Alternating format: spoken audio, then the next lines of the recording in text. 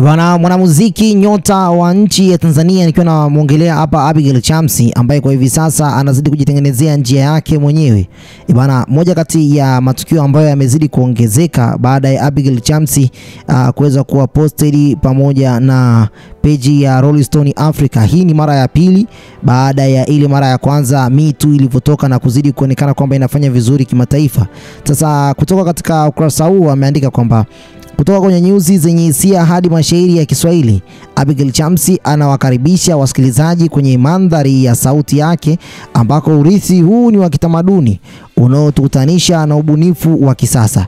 Nyota wa muziki wa pop kutoka Tanzania Abigail Chams anazidi kututofautishia kupitia mafunzo mbalimbali ya muziki wa klasiki. Yani anapiga ala 5 tofauti tofauti na ufasaha wake katika lugha 3 za Kiingereza, Kiswahili pamoja na Kifaransa. Sauti yake ni muunganiko unaoweza kuthubutu kupiga ngoma za Afro, R&B, Bongo Flava na taarabu, na athari zake katika swala zima la amapiano ambazo zimeonyeshwa kwa uzuri kwenye EP yake ya kwanza mwaka 2023 iitwayo 5 na alisainiwa kwenye Sony Music Africa mwaka 2022 baada ya kutoa wimbo mmoja tu na kupanda kimuziki na kumekuwa kwa kasi ya kustaajabisha. Hii inazidi kuonekana kwamba ni njia ambayo basi ni ya kipekee sana. Wimbo wake mpya wa Me Too aliyomshirikisha Harmonize unaashiria hatua mpya za kimaendeleo, ukichanganya sauti nzuri na uzalishaji wa muziki huu wa kipekee na kuvutia unaoashiria mafanikio makubwa zaidi yajayo yenye maana kubwa sana katika tasnia hii ya Bongo Flava. Hao ni Rolling Stone ambao wameweza kuandika hivi tena katika lugha ya Kiingereza. Mimi nimeileta katika lugha ya Kiswahili ili tuweze kwenda sambamba kwa kile ambacho tunakihitaji, maana hapa tunaongea Kiswahili kwa asilimia kubwa sana. Sasa katika tukio hili Rolling Stone ni nani? Rolling Stone ni watu gani? Rolling Stone wanajihusisha na nini?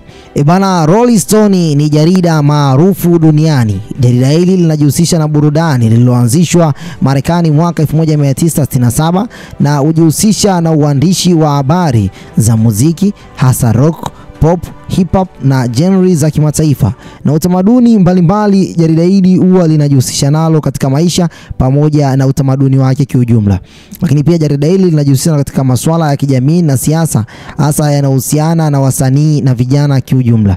Rolling Stone Africa ni tawi jipya la jarida hili linalolenga kuangaza vipaji vya muziki barani Afrika, hasa wasanii chipukizi na wale waliopo katika njia za kimataifa kama vile Abigail Chams. Ukurasa huu unazidi kupata umaarufu siku hadi siku na kuwapa wasanii wa Kiafrika jukwaa la kimataifa kama vile Rema pamoja na Davido, mmoja kati ya watu ambao wametajwa sana katika jarida hili.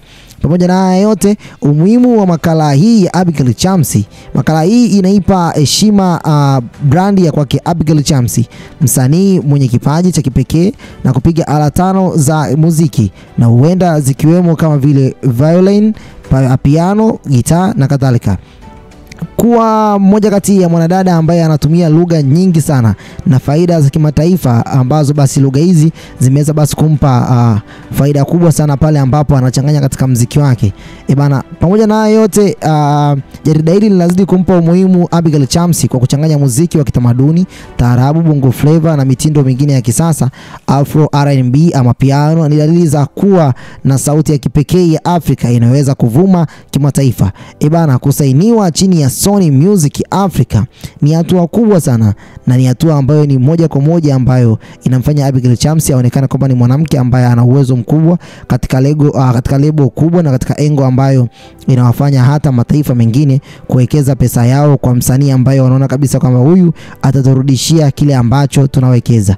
Bana, ushirikiano wake na Harmonize kwenye Me Too unaonyesha kwamba ni uwezo mkubwa sana wa kushiriki na majina makubwa kama vile Harmonize, na jambo hili limezidi kuonekana kwamba ni jambo ambalo limezidi kutanua wigo mkubwa kwa Abigail Chams kimataifa na sio Tanzania tu. Uteuzi wake katika tuzo ya BET Black Entertainment Television kama msanii wa kwanza wa kike kutoka Afrika Mashariki ni tukio la kihistoria na heshima kwa Tanzania, na kama akishinda this time around itakuwa ni heshima kubwa sana barani Afrika kiujumla. Naweza nikasema kwamba East Africa nzima ndio mwanamke wa kwanza aliyekuwa nominated kupitia tuzo hizi za BET na maanisha kwamba Black Entertainment Television, ambazo basi zimeanzishwa huko kipindi cha nyuma kidogo, lakini mpaka kwa hivi sasa hakuna mwanamke mwingine ambaye alishakuwa nominated katika kipengele hichi ambacho basi ameweza kupewa na BET. Maana basi kubwa ya kwake Abigail Chams kuweza kupewa nafasi ya Rolling Stone Africa, kupata nafasi kwenye Rolling Stone Africa si jambo dogo.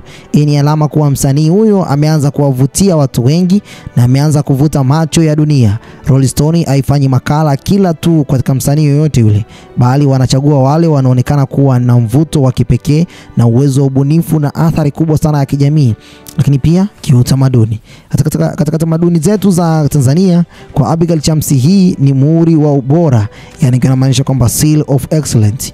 Anawekewa kwenye orodha ya wasanii wakubwa sana ambao wamewahi kuangaliwa Artist to Watch 2025 kwa mwaka huu wa miaka ijayo. Basi naamini kwamba kuanzia mwaka huu 2025 mpaka miaka ijayo, Abigail Chams anaweza akawa ni mmoja kati ya msanii ambaye atazidi kuipeperusha bendera hii ambayo ilikuwa imelala.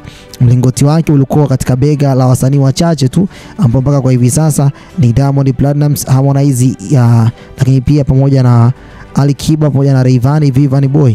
Hao wengine wote tunazidi kusaga nao huku mtaani wakiwa na saga na rumba. Nikiona maana kwamba ngazi hii ya kuwa global star kwake Abigail Chams ni kuonekana kwenye jukwaa kubwa na kuweza basi kumletea ushirikiano mkubwa wa kimataifa zaidi. Na hapa basi Abigail Chams atapata mialiko ya matamasha makubwa duniani kama vile Coachella, Afrobeat Festival, lakini pia Global Citizen. Hii ni hatua nyingine kwa Abigail Chams kwa mwaka 2025. Sijui kama mmeshawahi kuona wasanii wengine wakiwa wanatokea katika jarida hili. Ili ni jarida ambalo limejitokeza kwa ajili ya kuweza kuinua vipaji vingine vingi ambavyo viko katika nchi za Afrika. Davido ni mmoja kati ya msanii ambaye anajitokeza sana katika jarida hili na wasanii wengine wengi. Kibali kwa muziki wa bongo kwa hivi sasa kupitia Abigail Chams anaweza akapata basi kibali hichi na kuweza basi kuifanya Tanzania kuwa ni moja kati ya nchi ambayo inajivunia hasa katika swala zima la bongo flavor na taarabu. Unaweza kuona kabisa kwamba Abigail Chams kupitia muziki wake ambao una ladha tofauti, basi katika nchi ya Tanzania unaweza tukasema kwamba Abigail Chams ndio aliyeweza kufanikiwa kuweza kuipeleka bongo flavor hii mpaka katika milango ya BET kwa mwaka 2025. BET Award hii ni historia muhimu sana kwake Abigail Chams, na pia inaweza basi kuwa ni moja kati ya tuzo ambayo hakuwahi kufikiria kwamba anaweza kuja kuiwania. Labda alikuwa anafikiria kwa miaka mingine ijayo na sio sasa. Kipengele hichi cha BET Award ni tuzo za kifahari zinazotolewa kwa Black Entertainment Television katika nchi ya Marekani kuanzia mwaka 2001 na zinaheshimiwa sana kwa mafanikio yake kwa Afrika na watu wengine weusi duniani. Nikiwa na maana kwamba hizi ni tuzo ambazo zimekuwa zikiwa napewa heshima kwa miaka mingi sana. Kwa Abigail Chams kuteuliwa ni heshima kubwa sana na inaashiria kuwa muziki wake una ubora wa kimataifa. Ni msanii wa kwanza wa kike kutoka Afrika Mashariki kupata heshima hii, jambo linalomweka katika historia ya muziki na kanda hii ya Afrika kwa sasa. Pia ni hatua ya kuifanya Tanzania kuonekana zaidi katika ramani ya burudani ya dunia, lakini pia ni moja kati ya mwanadada ambaye anafanya vizuri katika siku zijazo. Naamini kwamba Abigail Chams hatutoangusha. Abigail Chams atazidi kufanya vizuri.